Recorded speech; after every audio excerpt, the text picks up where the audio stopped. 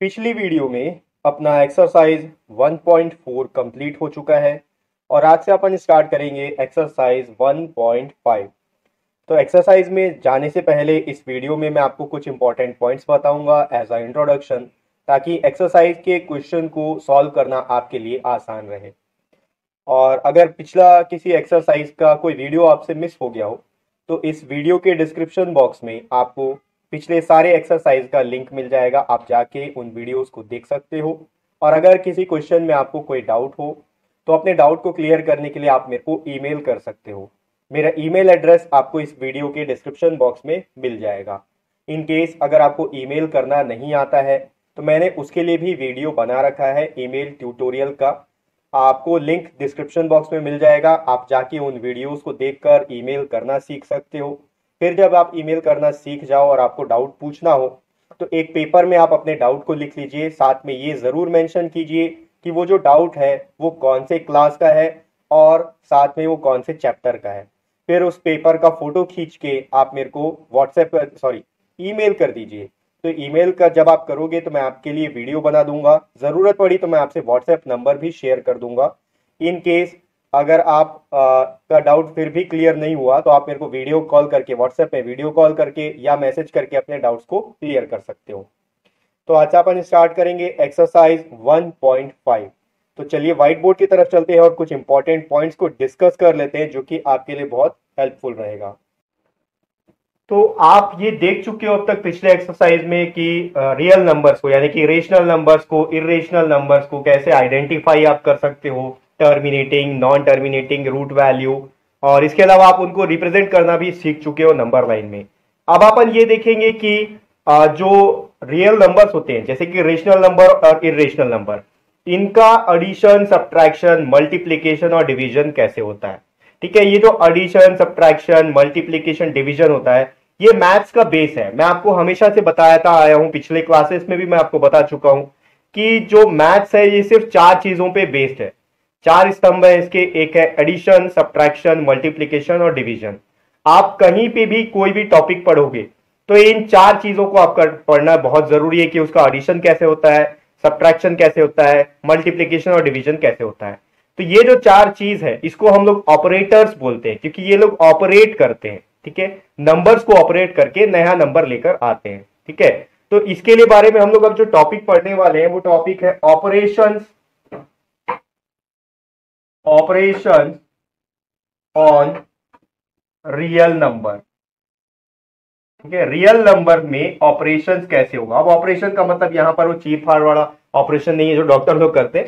ये जो ऑपरेशन है ये मैथ्स का ऑपरेशन है, इसमें आपको एडिशन, सब्ट्रैक्शन, मल्टीप्लीकेशन और डिवीजन पढ़ना है। बेसिकली रियल नंबर का मतलब आपको इरेशनल और इरेशनल नंबर के बारे में ही पढ़ना है। ठीक है, तो मैं आपको कुछ एग्जांपल्स देता हूं और एग्जांपल के जरिए आपको समझाने की कोशिश करूंगा कि रियल नंबर्स का या रेशनल नंबर और इरेशनल नंबर का एडिशन और सब्ट्रैक्शन कैसे होता है। आपके एनसीईआरटी बुक में एग्जांपल दिया हुआ है। पहला जो एग्जांपल मैं ले रहा हूं ये है 2√2 प्लस 5√3 एंड √2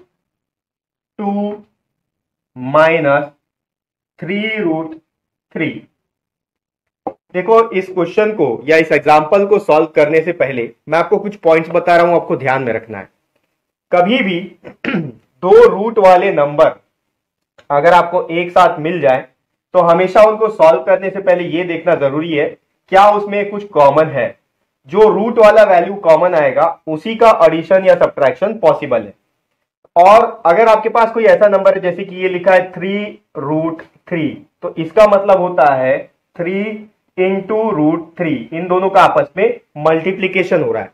ये जो 3 है ये अंडर रूट से बाहर निकला है। कैसे निकला है, ये जो 3 है जब अंदर में था तो इसका 2 टाइम्स था, यानी कि ये जो ऐसा था अंडर रूट के अंदर 3 के बाद में ये एक 3 बाहर है, तो जब अंदर में था तो ये डबल 3 था। ठीक है, जब हम लोग स्क्वायर रूट फाइंड आउट करते हैं किसी भी नंबर का तो उसका प्राइम फैक्टराइजेशन जब करते हैं तो हम लोग पेयर बनाते हैं, पेयर बना के उनमें से एक नंबर को बाहर निकाल लेते हैं। ठीक है, तो ये जो पेयर बना इसमें से एक 3 बाहर आ गया था, तो ये जो 3√3 है इसका एक्चुअल वैल्यू कितना है, 3 3 9, 9 3 27।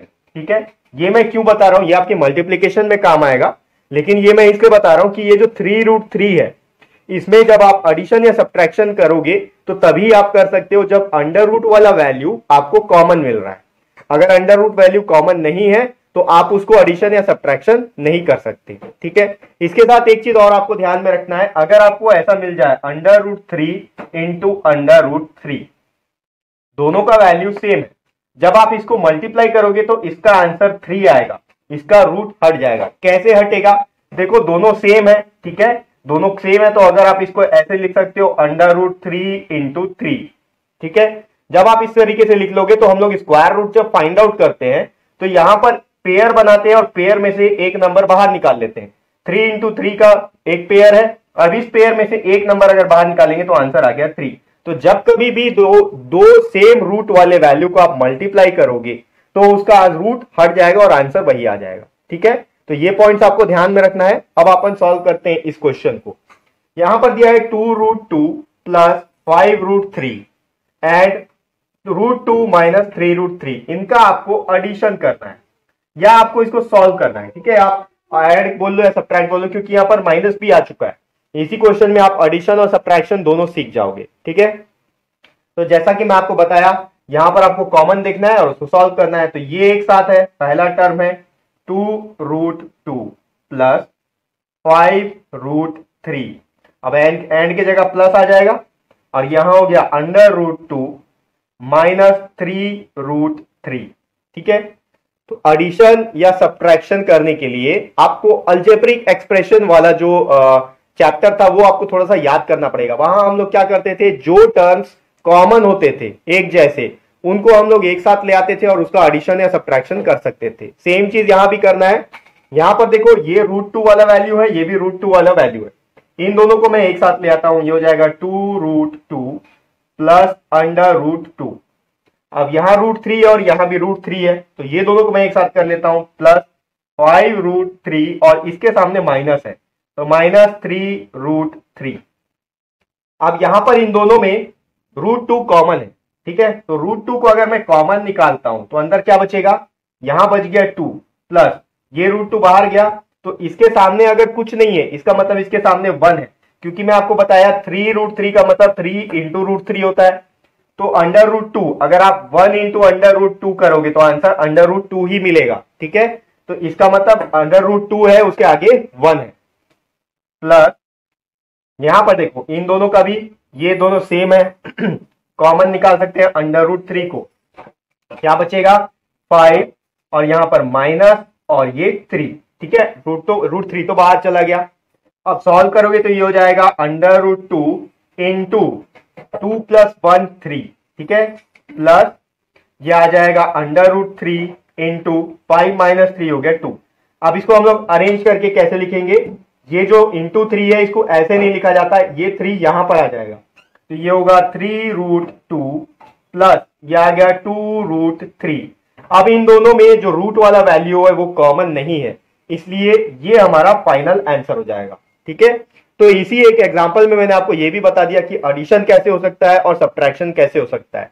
यहां पर हम लोगों ने एडिशन किया है और यहां पर सब्ट्रैक्शन किया है, दोनों का मेथड सेम है, बस जो रूट वाला वैल्यू है अगर वो कॉमन है तो आप एडिशन या सब्ट्रैक्शन कर सकते हो। अगर रूट वाला वैल्यू अलग अलग है, जैसे कि यहां पर हुआ 3√2 प्लस 2√3, तो इसमें ना एडिशन हो सकता है ना सब्ट्रैक्शन हो सकता है, क्योंकि रूट वाला वैल्यू अलग अलग।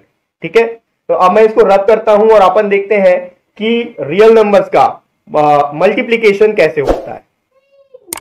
अब अपन देखते हैं, अगर 6√5 को मल्टीप्लाई करना हो बाई, मल्टीप्लाई 6√5 है, मल्टीप्लाई 6√5 बाई 2√5। तो जब आपको मल्टीप्लीकेशन करना हो तो ये जरूरी नहीं है कि इनका जो रूट वाला वैल्यू है वो कॉमन हो। यहां पर तो कॉमन आपको दिख रहा है, ये भी √5 है, ये भी √5 है, लेकिन अगर कॉमन नहीं भी होता तो भी उनका मल्टीप्लीकेशन हो जाता।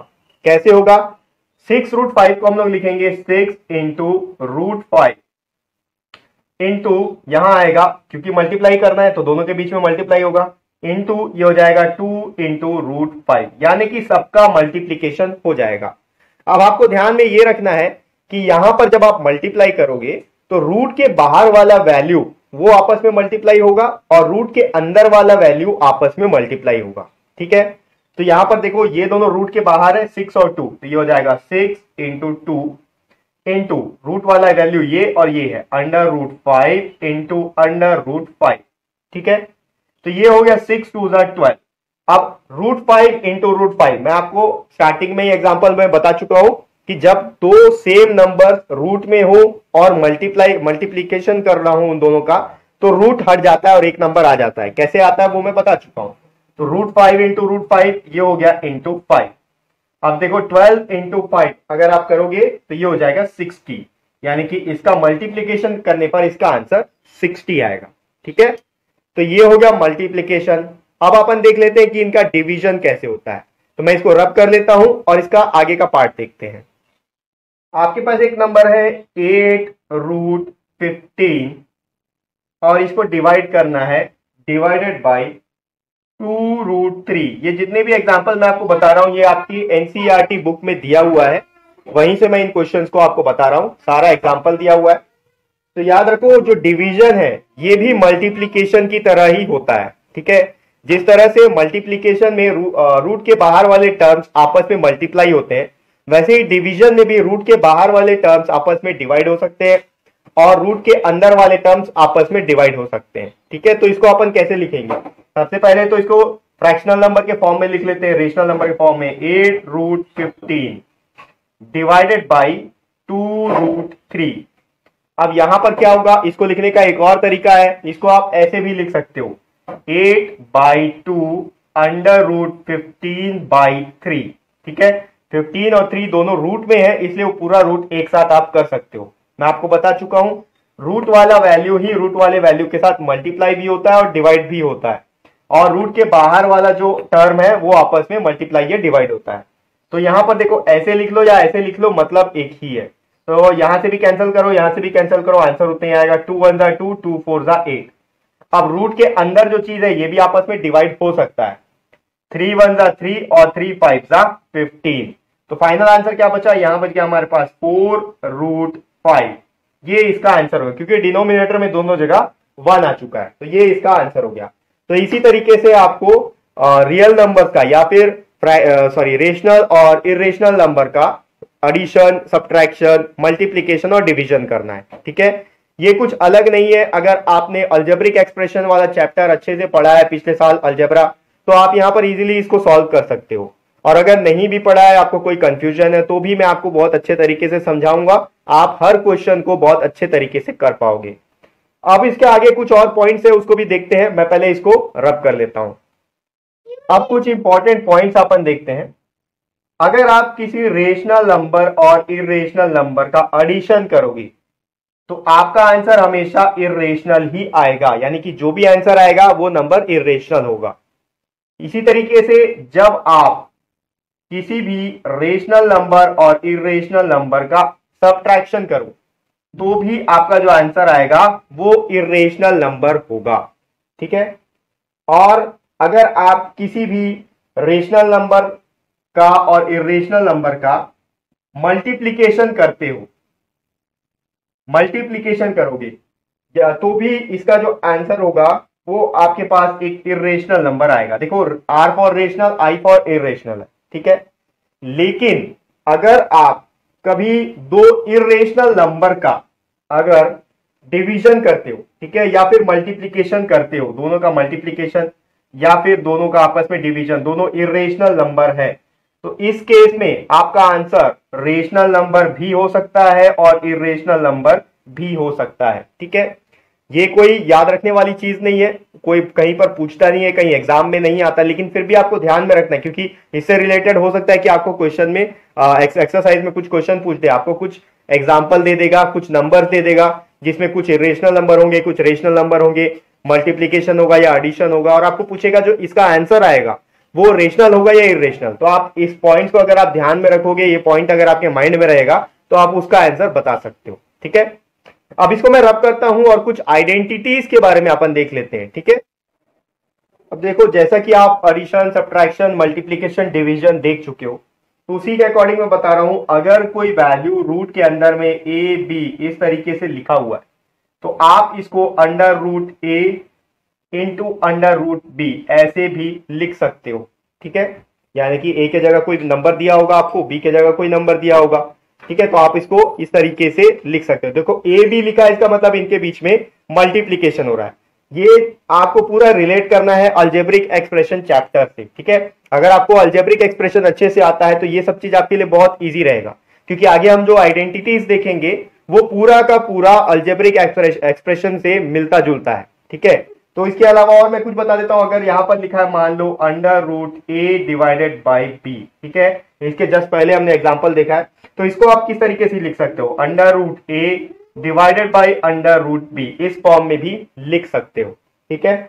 और कुछ पॉइंट्स देखते हैं। अगर आपके पास ऐसा कोई नंबर दिया है, पहले मैं आपको याद दिला दूं, अलजेब्रिक एक्सप्रेशन जब आप पढ़ रहे थे वहां एक आइडेंटिटी था A plus B into A minus B is equal to A square minus B square. यही चीज जब हम लोग यहां पर करेंगे वो भी रूट के फॉर्म में, तो ये कैसे हो जाता है, ये किस तरह से चेंज होता है, ये देखो।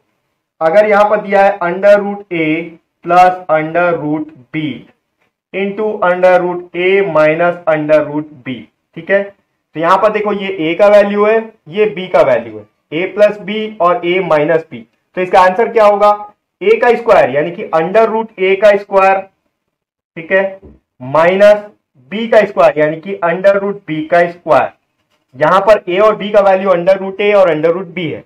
तो जब आप इसको सॉल्व करोगे तो क्या होगा, अंडर रूट ए स्क्वायर, इसका मतलब क्या है, under root A into under root A, ठीक है, माइनस अंडर रूट बी का स्क्वायर मतलब under root B into under root B.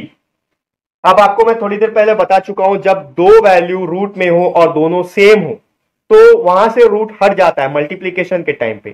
तो यहां पर अंडर रूट ए और अंडर रूट ए है, तो ये आ गया ए, रूट हट गया, minus under root B into under root B, under root हट जाएगा, यहां बच जाएगा बी। इसका मतलब जब आपको इस तरह का कंडीशन मिल जाए, कहीं पर ऐसा नंबर दिया हो under root A plus under root B into under root A minus under root B, तो उसका आंसर आप ए माइनस बी लिख सकते हो।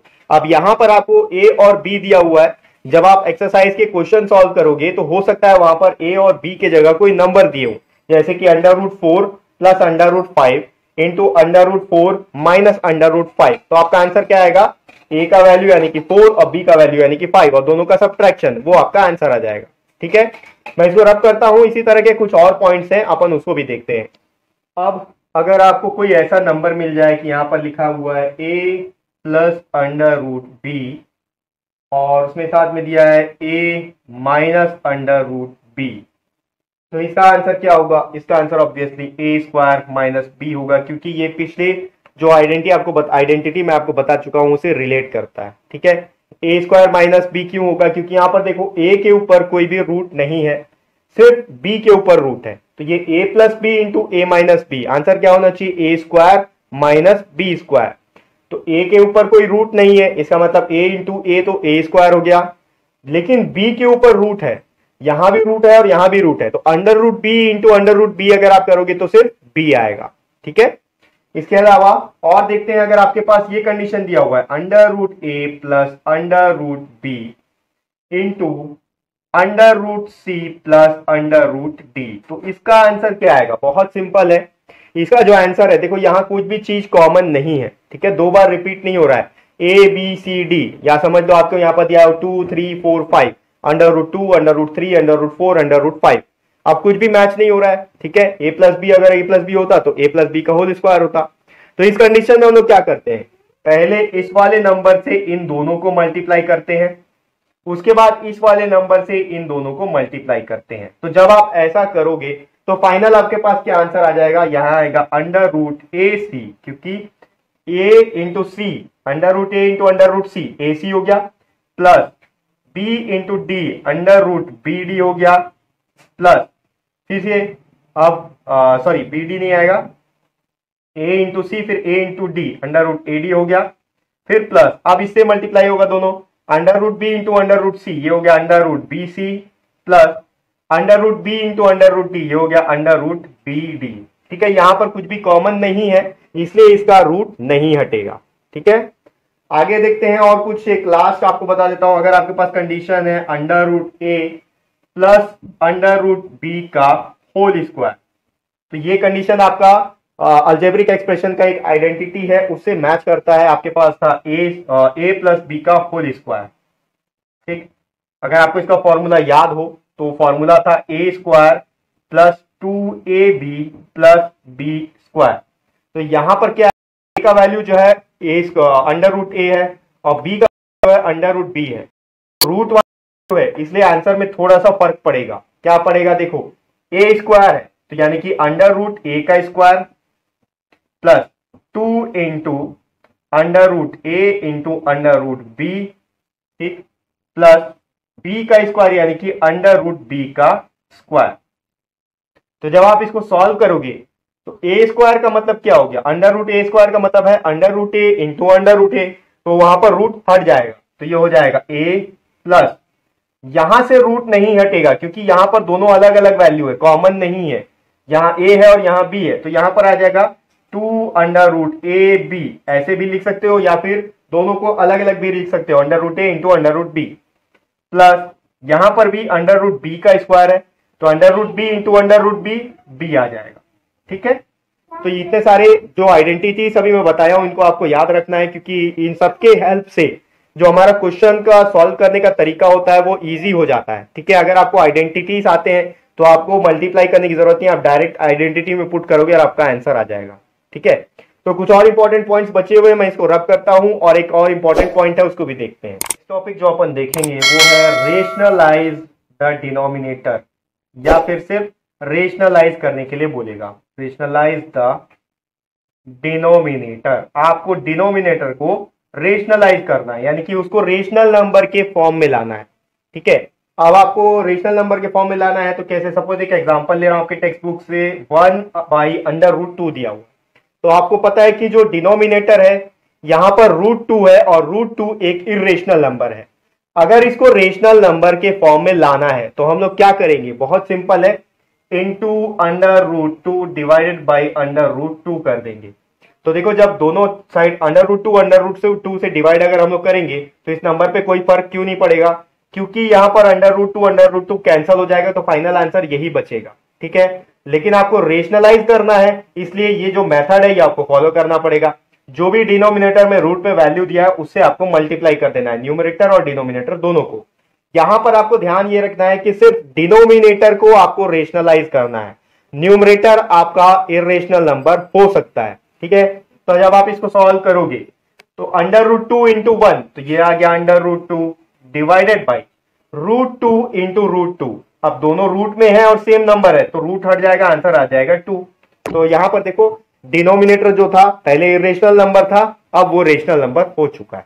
इसी तरीके से अगर आपको ऐसा कोई नंबर मिल जाए 1/2 प्लस √3, तो यहां पर आप क्या करोगे, अब आपको यहां पर भी डिनोमिनेटर को रेशनलाइज करना है।